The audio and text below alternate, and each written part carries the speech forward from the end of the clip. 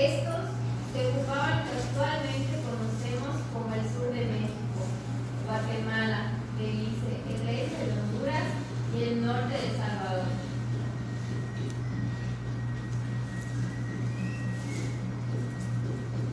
Los mayas estaban organizados en varias ciudades-estado. Cada una de ellas estaba gobernada por su propio rey, o como ellos lo llamaban, ajau. Entre todas compartían una misma cultura, religión, comerciaban y aprendían una de otras. Pero también como buenos hermanos se peleaban constantemente.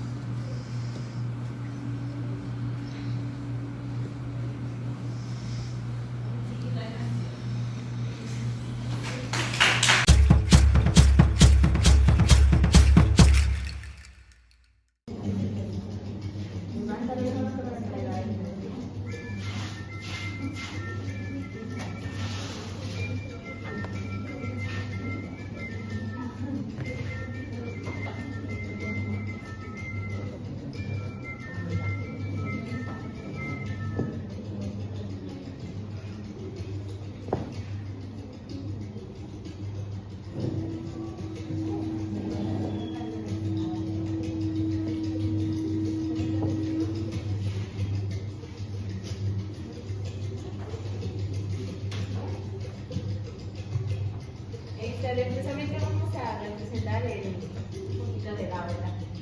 Dice, era el año de 1527 cuando Francisco de Montejo conoció como el adelanto, miraba el horizonte desde la cima de la pequeña colina. Frente a él, la vasta península de Yucatán se extendía como una promesa de oro, tierras por conquistar y cosas por descubrir. Pero tras años de fracaso y retrocesos, no podían dejar de pensar en la conquista de Yucatán sería diferente. El primer intento había fracasado, ya que los pueblos mayas eran implacables en su defensa. Habían luchado ferozmente y las ciudades como Ixtancilco, Chetumal y Mayapán demostraron que no se rendirían fácilmente, pero Montejo sabía que había algo más, algo que podía romper la resistencia maya. Las alianzas, si conseguía dividir a los pueblos mayas, tal vez entonces podría alcanzar su objetivo. Al mando de su ejército, que incluía no solo soldados españoles, sino también guerreros indígenas aliados, Montejo avanzaba hacia la región del interior, donde los grandes reyes mayas aún gobernaban sus ciudades y el objetivo era claro: subyugar a los caciques en las diversas ciudades para ganar el poder y control sobre la península. La estrategia de Montejo parecía funcionar, pues al poco tiempo los pueblos vecinos comenzaron a dudar entre unirse a los españoles o mantenerse firmes. No obstante, los mayas no eran tan fácilmente engañados. A medida que Montejo avanzaba, la lucha por los supremacy entre los caciques mayas y los Indespaca. En la región de los los caciques, las disputas internas y las tradiciones eran constantes.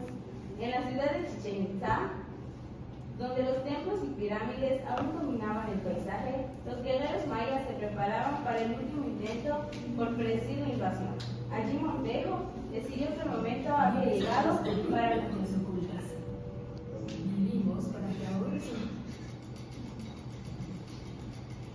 decidió el momento que había llegado para confrontar el final. A medida que Montejo avanzaba, la lucha por la supremacía entre los caciques mayas se intensificaba. Con su ejército dispuso para la batalla. Montejo marchó hacia la ciudad. La lucha fue cruenta. Las mayas, aunque lucharon con valentía, no pudieron hacer frente a las armas de fuego ni a los caballos, que sembraron los caos en sus filas. Tras días de enfrentamiento, la ciudad cayó, y con ella la resistencia más importante de Yucatán. Sin embargo, la victoria de Montejo no fue completa. La conquista de Yucatán se prolongó aún durante varios años, a pesar de haber tomado ciudades y haber derrotado a los grandes jefes en Yucatán. Seguían latiendo las selvas, donde los guerrilleros mayas continuaban luchando con las pequeñas bandas, siempre buscando recuperar su libertad.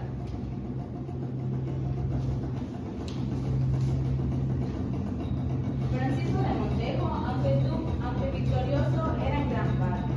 Nunca pudo olvidarse de las guerrillas que persistieron en el sur. Y aunque Yucatán fue finalmente sometido, la memoria de aquellos que resistieron la invasión perduró en las canciones y relatos de las generaciones venideras.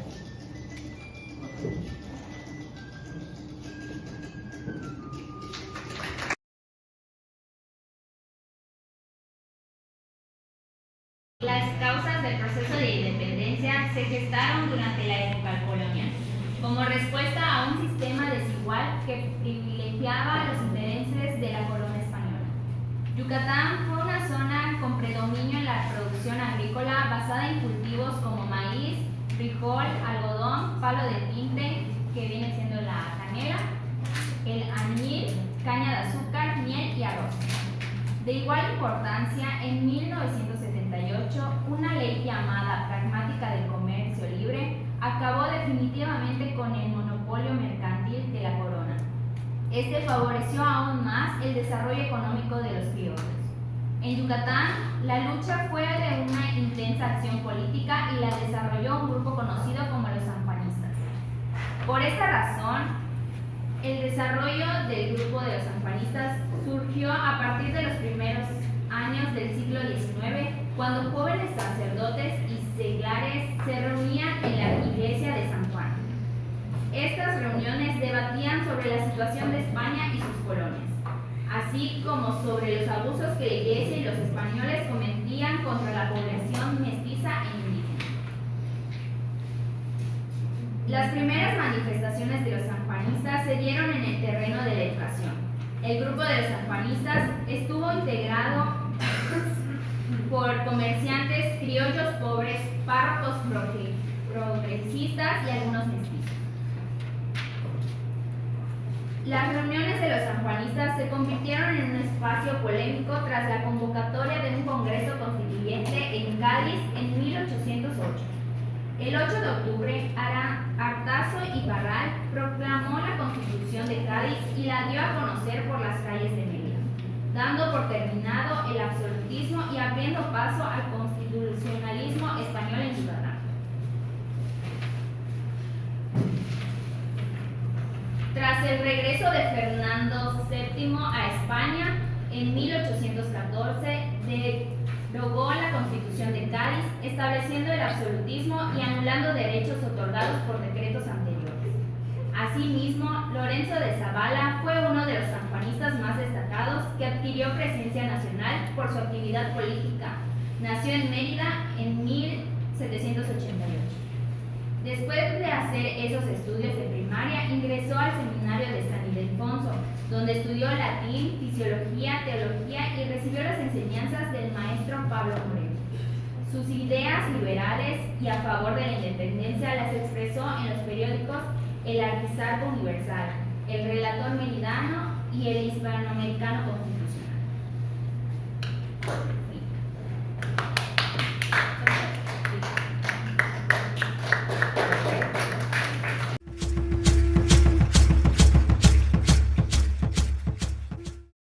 Cerca del puerto se ve la iglesia al fondo y algunas casonas alrededor. En la plaza, algunos aldeanos murmuran preocupados sobre la amenaza de piratas y las decisiones de las autoridades coloniales.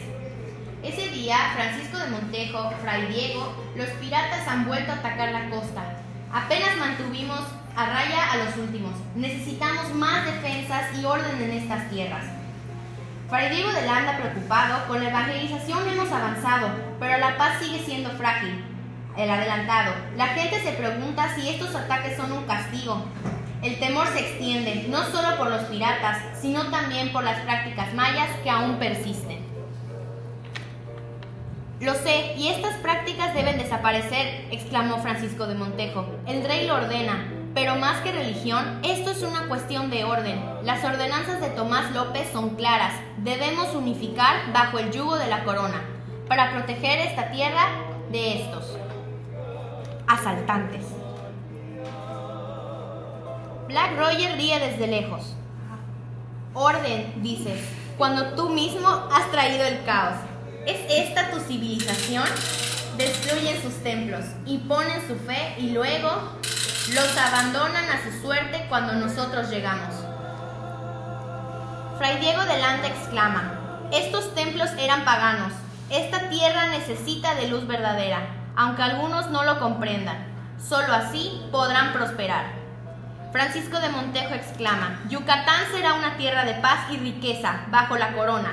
Tú, pirata, no eres más que una sombra pasajera. No lograrás nada aquí. Black Roger, sarcásticamente: paz y riqueza, dices. Esa paz es solo para ti y tus iguales. El pueblo sufre por sus impuestos, por el saqueo de sus tierras. Aún veo en los ojos de los mayas la chispa de lo que perdieron. Francisco de Montejo exclama: esta tierra ya no les pertenece, y si tienes tanto interés en ella, serás el primero en probar nuestras defensas. Black Roger, sonriente, retrocede. Veremos si tus defensas pueden resistir la marea. Esto no ha terminado. Fray Diego de Landa, preocupado, le exclama a Francisco de Montejo: si los ataques continúan, ni las ordenanzas ni las acciones religiosas lograrán controlar a los habitantes, y mucho menos a los piratas. Francisco de Montejo determinando: fortificaremos el puerto y dejaremos claro que esta tierra no caerá. Yucatán está bajo la voluntad de Dios y del rey, y yo cumpliré esa voluntad. Se alejan hacia la iglesia, van viendo hasta el fondo mientras las campanas suenan de fondo.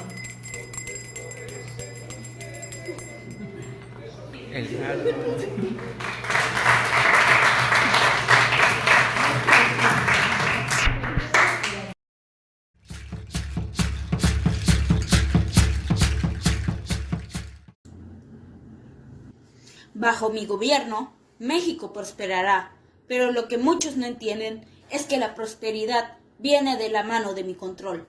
El orden es la clave. En Quintana Roo, el territorio seguía siendo subdesarrollado. Bajo mi gobierno, el territorio comenzaba a consolidarse, pero la falta de recursos y el abandono eran palpables. Las tensiones entre los hacendados y peones se mantuvieron, a pesar de mis esfuerzos por estabilizar la región. El México que quiero no puede continuar con la opresión de los mismos en el poder. Es hora de un cambio, no más reelección. Es tiempo de democracia.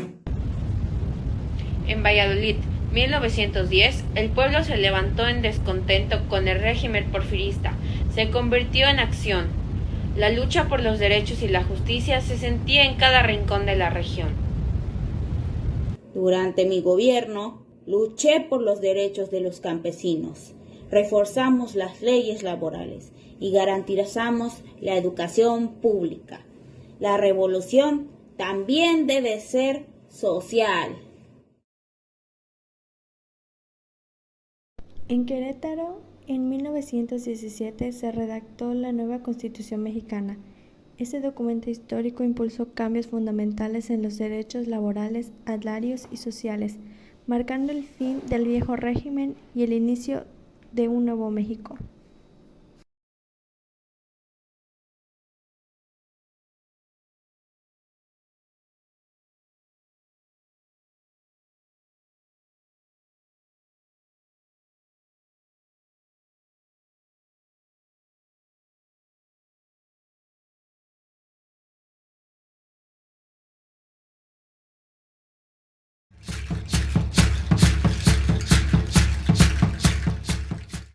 Vamos a hablarles sobre la revolución y se trata del asesinato de Felipe Carrillo Puerto y sus consecuencias políticas y sociales.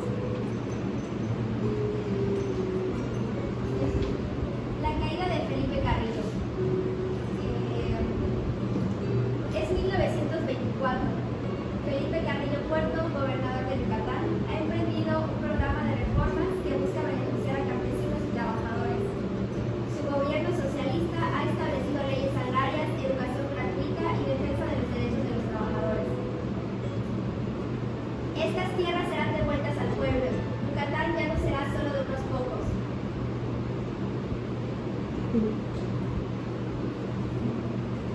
Un grupo de militares y hacendados conversan en una sala. Este hombre ha ido demasiado lejos. Las tierras y las ganancias nos pertenecen. Esto tiene que terminar.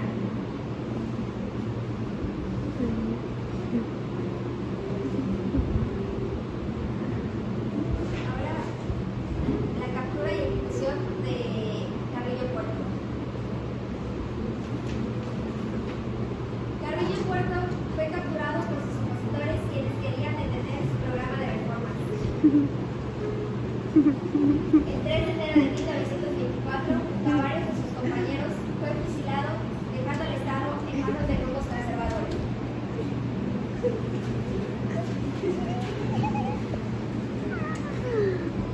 Mi lucha no muere conmigo, el pueblo continuará buscando justicia.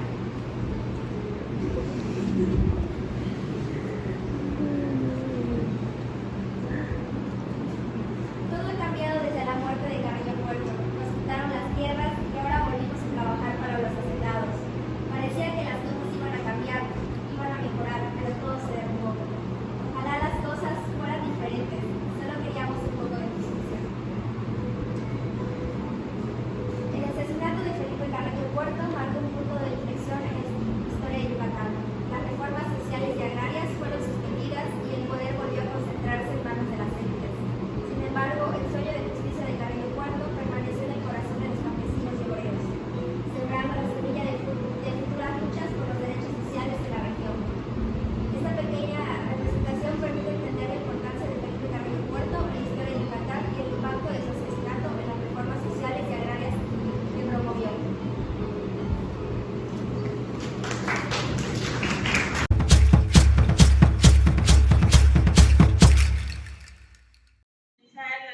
compañeras.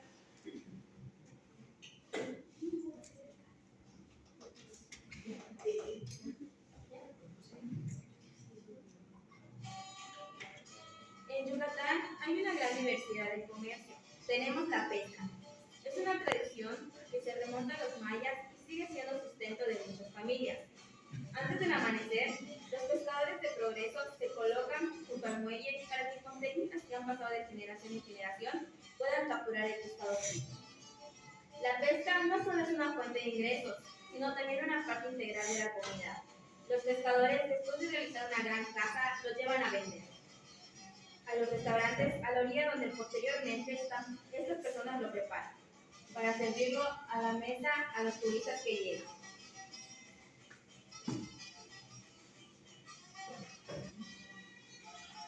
Pero la economía no se detiene ahí. Hablemos de algo muy importante